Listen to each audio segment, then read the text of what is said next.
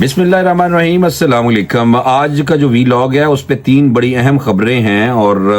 جو 3 خبریں ہیں اس میں جو سب سے بڑی خبر ہے وہ یہ ہے کہ جو سائنسدان ہیں وہ معترف ہو گئے ہیں کہ خدا کے وجود کو ریاضی کے فارمولوں سے ثابت کیا جا سکتا ہے۔ یہ ہارورڈ یونیورسٹی کے جو سائنسدان ہیں ان کی تحقیق آئی ہے، یہ میں آپ کو بتاؤں گا۔ اور دوسرا آپ کو یہ بتانا ہے کہ جو غزہ ہے اس کے حوالے سے اسرائیل اور امریکہ کی کوشش ہے کہ غزہ کے جو لوگ ہیں ان کو غزہ سے دور رکھا جائے اور غزہ کی تعمیر نو نہ ہونے دی جائے، اور گریٹر اسرائیل کا ایک پلان ہے جو چل رہا ہے پیچھے، اور ایران پہ بھی پریشر ڈالا جا رہا ہے۔ ایران کے اوپر جو پریشر ہے امریکہ کی طرف سے، ڈونلڈ ٹرمپ نے خط لکھا تھا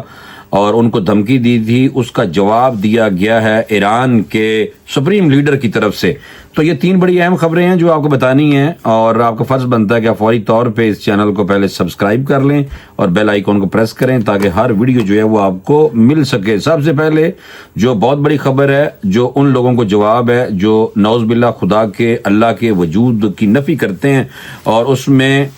دروو راٹھی بڑا مشہور یوٹیوبر ہے انڈین، وہ بھی آپ کو پتہ ہے کہ دیری ہے بھائی، وہ بھی اللہ کے وجود کے خلاف ہے، گو کہ کافی فیمس یہ بندہ ہے۔ بہرحال اللہ کے وجود کو ریاضی کے فارمولوں سے ثابت کیا جا سکتا ہے، سائنسدان بھی اس بات کے معترف ہو گئے ہیں، اور رمضان المبارک کے اس مہینے میں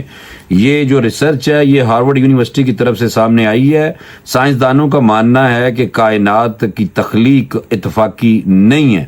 اور کائنات کے متوازن فطری قوانین کو دیکھتے ہوئے کہا جا سکتا ہے کہ اللہ ایک بہت ہی اعلیٰ درجہ کا ریاضی دان ہے۔ یہ ہارورڈ یونیورسٹی کے سائنسدانوں کی تحقیق ہے۔ ماہر فلکیات ڈاکٹر ولی سوون نے کہا ہے کہ کائنات کی فطری قوانین اتنے مکمل انداز میں بنائے گئے ہیں کہ جو قطعی طور پر اتفاقیہ طور پہ نہیں ہو سکتے۔ آپ کو پتہ ہے کہ زیادہ تر جو لوگ ہیں جو اللہ کے وجود کی نفی نعوذ باللہ کرتے ہیں، وہ یہ کہتے ہیں کہ یہ کائنات جو ہے وہ حادثاتی طور پہ بنی ہے، حالانکہ ایسا نہیں ہے۔ اللہ پاک نے باقاعدہ یہ کائنات تخلیق کی ہے،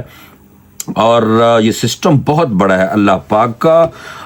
مزید جو سائنسدان ہیں جو اس چیز کے معترف ہوئے ہیں، انہوں نے کہا ہے کہ کائنات کے رازوں کو ریاضی کے اصولوں سے کھولا جا سکتا ہے، اور خدا کے وجود کو ریاضی کے فارمولوں سے ثابت بھی کیا جا سکتا ہے۔ تو یہ ایک بہت بڑی بات ہے، ایک بہت بڑی تحقیق ہے جو ہارورڈ یونیورسٹی کی طرف سے سامنے آئی ہے، اور ماضی میں بھی کائنات کے رازوں کے بارے میں اندازہ لگانے والے ریاضی دان کہہ چکے ہیں کہ کائنات کے متوازن فطری قوانین بہت ہی اعلیٰ ذہانت کے مظہر ہیں۔ تو یہ بات ان لوگوں کو جواب ہے جو بالکل بھی اللہ کے وجود کے حوالے سے بہت ساری باتیں کرتے ہیں، ہمارے ہاں بھی پائے جاتے ہیں۔ بہرحال دوسری طرف چلتے ہیں، وہ جانا ہے ہم نے غزہ کے حوالے سے جو بات کرنی ہے، وہ یہ ہے کہ غزہ کی تعمیر نو کے حوالے سے یورپی یونین کی طرف سے جو بات سامنے آئی تھی، ایک یورپی ممالک نے ٹرمپ کے خلاف عرب منصوبے کی حمایت کی ہے، اور غزہ کی تعمیر نو کے حوالے سے بات ہوئی ہے۔ یہ بڑا اہم ایک فارمولہ ہے جس حوالے سے کہ غزہ کے لوگوں کو دوبارہ سے کیسے بسایا جائے، لیکن دوسری طرف اس کے خلاف امریکہ اور اسرائیل ایک پلان جو ہے اس کے تحت چل رہے ہیں کہ کسی نہ کسی طریقے سے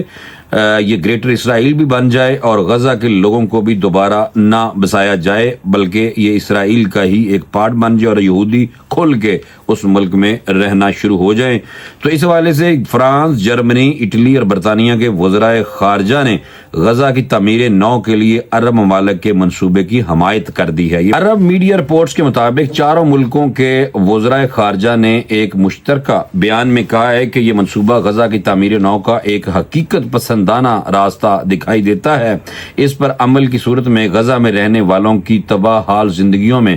جلد پائیداری اور بہتری لائی جا سکتی ہے۔ یہ یورپی یونین کے یہ جو ممالک ہیں ان کی طرف سے ہے، اور آپ کو میں یہ بھی بتا دوں کہ اس منصوبے کا مسودہ مصر کی جانب سے تیار کیا گیا تھا جس کی رواں ماہ عرب رہنماؤں نے تائید کی تھی. تاہم امریکی صدر نئے آنے والے جو موصوف جو آ چکے ہیں براجمان ہو چکے ہیں ڈونلڈ ٹرمپ کی جانب سے اس مسودے کو مسترد کر دیا گیا تھا. حالانکہ آپ کو پتہ ہے کہ ڈونلڈ ٹرمپ کی جو کابینہ ہے اس میں کوئی 80% لوگ ایسے انہوں نے کابینہ میں رکھے ہیں جو پرو اسرائیل ہیں اور غزہ کے بہت خلاف ہیں, مسلمانوں کے خلاف ہیں, گریٹر اسرائیل کے حامی ہیں. تو غزہ کی مکمل تعمیر نو کا عرب ممالک کا جو منصوبہ ہے وہ 5 برسوں پر 3 مراحل پر مشتمل ہے اور 5 برسوں میں اس کی تعمیر کی جائے گی. پہلے مرحلے میں پہلے 2 برسوں کے دوران 20 ارب ڈالر کی لاگت سے 2 لاکھ گھروں کی تعمیر کی جائے گی غزہ کے اندر. اس کے بعد دوسرا مرحلہ 2.5 برسوں پر مشتمل ہوگا. اس میں بھی 2 لاکھ گھر تعمیر کیے جائیں گے, جبکہ غزہ میں ایک ایئرپورٹ کی جو منصوبہ ہے وہ بھی تیار کیا گیا ہے. غزہ کی تعمیر نو کے اس منصوبے پر 53 ارب ڈالر کی لاگت آئے گی اور فلسطینیوں کو غزہ سے بے گھر بھی نہیں ہونا پڑے گا. یہ بہت اہم ایک فارمولہ ہے اور واضح رہے کہ آپ کو پتہ ہونا چاہیے کہ 23 اکتوبر 2023 کو فلسطین کی جو مزاحمتی تنظیم ہے حماس کی جانب سے جو آپریشن کیا گیا تھا اسرائیل کے بعد, اور اس کے بعد اسرائیل کی بمباری جو ہوئی ہے, جو ایگزیکٹ فگر بتایا جاتا ہے وہ تو 45,000 لوگ جو ہیں وہ شہید کیے گئے تھے. لیکن جو آسٹریلین میڈیا ہے اس کی طرف اگر دیکھا جائے تو ان کی طرف سے جو فگر آیا تھا وہ تقریباً 1 لاکھ سے زیادہ لوگ ہیں جن کو اسرائیل نے بمباری کا نشانہ بنایا اور ان کو شہید کیا. اچھا, اس کے بعد جو ایک اور بڑا اہم جواب ملا ہے ڈونلڈ ٹرمپ کو وہ ہے ایران کی طرف سے, اور اپنا جو ایران جو میزائل پروگرام ہے وہ ختم نہیں کرے گا. ٹرمپ کے خط پر جو ایرانی سپریم لیڈر ہیں ان کا جواب آیا ہے اور ٹرمپ نے دھمکی دی ہوئی ہے, اور دھمکی یہ ہے کہ ورنہ پھر ہم ایران کو دوسری طرح نمٹیں گے اگر وہ اپنے ایٹمی ہتھیاروں کے حوالے سے ہمارے ساتھ بات نہیں کرتا. اصل جو خبر ہے وہ میں آپ کو ذرا بتا دیتا ہوں کہ ایران کے سپریم لیڈر آیت اللہ خامنائی نے امریکی صدر ڈونلڈ ٹرمپ کی جانب سے لکھے گئے خط پر سخت رد عمل کا مظاہرہ کرتے ہوئے انہوں نے کہا ہے کہ امریکی صدر کے خط پر انہوں نے جواب دیا ہے کہ بدماشی کرنے والے ملک جو کچھ ممالک مسائل حل کرنا نہیں چاہتے اپنے مطالبات کو منوانے کے لیے بات چیت پر تو زور دیتے ہیں, لیکن 2 ٹوک جواب ہے, اور 2 ٹوک جواب یہ ہے کہ ایران ایسے ممالک کے مطالبات قطعی طور پر تسلیم نہیں کرے گا. میڈیا رپورٹس کے مطابق ایران کے سپریم لیڈر آیت اللہ خامنائی کا کہنا ہے کہ ایران اپنے میزائل پروگرام کے خاتمے کے مطالبات تسلیم نہیں کرے گا. آپ کو پتا ہے کہ یہ گزشتہ روز امریکی جو صدر ہے ٹرمپ کی جانب سے ایران کو ایک خط لکھا گیا تھا, اور اس خط میں امریکہ کی جانب سے ایران کے جوہری پروگرام پر بات چیت کا اندیا دیا گیا تھا. تاہم گزشتہ روز ہی صدر جو ہے امریکی انہوں نے ایک ٹی وی چینل کے پروگرام میں بیٹھ کے بات کرتے ہوئے کہا تھا کہ اگر ایران بات چیت پر آمادہ نہیں ہوتا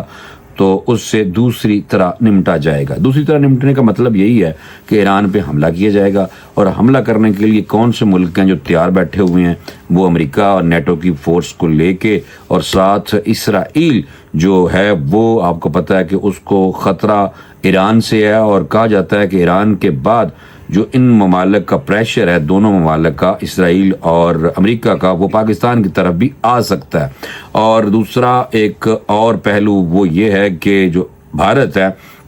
وہ بھی ان کے ساتھ ہر حالت میں شامل ہو سکتا ہے. اور باقی آپ دیکھ رہے ہیں کہ افغانستان کے رستے جو امریکن اسلحہ ہے وہ پاکستان کے اوپر چلایا جا رہا ہے, اور اس میں BLA, BRA اور TTP کے لوگوں کے پاس وہ اسلحہ جو امریکہ افغانستان میں چھوڑ کے گیا ہے, وہ جو اسلحے کی کھیپ ہے اس اسلحے کی کھیپ کا استعمال پاکستان کے اوپر کیا جا رہا ہے. یہ بڑی اہم باتیں تھیں کچھ جو میں نے کہا فوری طور پہ اپڈیٹ آپ کو کر دوں. مجھے اجازت دیں, انشاءاللہ اگلے ویلاگ میں کوئی اور بڑی اہم جو موضوع ہیں وہ ان کو لے کے میں آؤں گا. مجھے اجازت دیں, اللہ حافظ.